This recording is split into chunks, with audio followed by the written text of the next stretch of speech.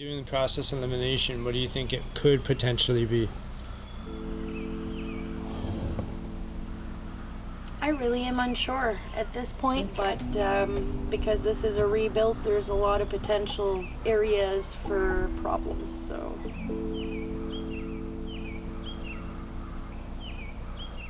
Houston, we have a problem. I went out for a drive the other day.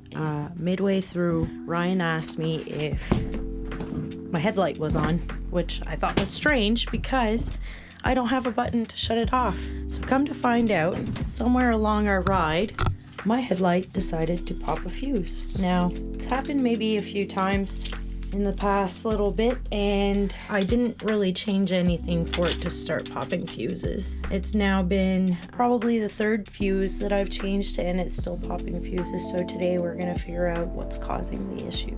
We're gonna take the headlight apart and we're gonna see what the back of the headlight looks like. Little side note, I did buy this motorcycle at a dealership, and when I purchased it, I asked them several times if it was a rebuild. I could pretty much tell it was a rebuild because it doesn't look like it's supposed to. So once I figured out that I wanted it and purchased it, the paperwork ended up saying it was certified rebuild.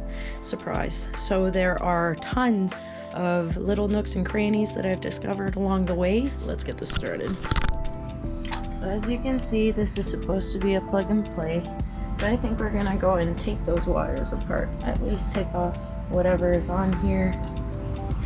So we've got a butt connector. That's not the greatest option.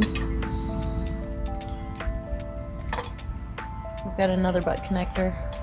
I don't recommend usually using a knife.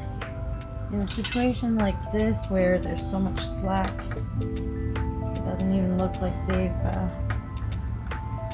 used the shrink wrap properly. Like, I might just go ahead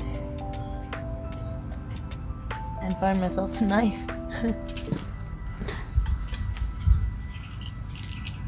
And we've got another butt connector. What a surprise. I've gone ahead and purchased myself these 10-piece 22/18 gauge electrical interconnect. Give you a little sneak peek here from Princess Auto. We're gonna use them just the same as this guy, but it does your weatherproofing all at once. Wow, I don't know if you guys saw how easy it was for me to pull that out right there.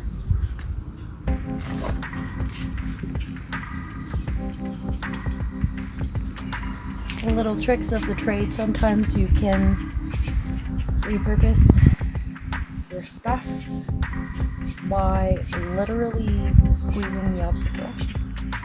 We're going to reconnect these two.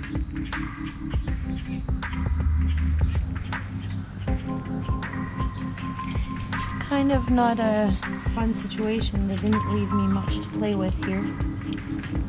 But I suppose if this wasn't an accident prior to, they did what they could, right?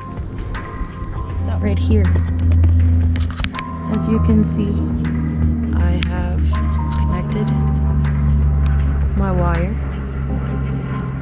The weather stripping goes on both ends, so I'm gonna get a heat source, probably a lighter, preferably a torch, and we are gonna heat that up. Stay tuned. Loose butt connector, right? Well, loose butt connector, yeah. Anything else that you feel like might have been an issue? No, so far the wires are very clean. There's no evidence of it having fried the cable itself. I really am unsure. At this point, I'm going to put it all back together. I'm going to give it a couple of weeks of riding, or however many times it takes to see if it'll short again. And we'll see if we need to troubleshoot some extra stuff. Maybe at that point I'll start unplugging piece by piece and seeing where it's all happening.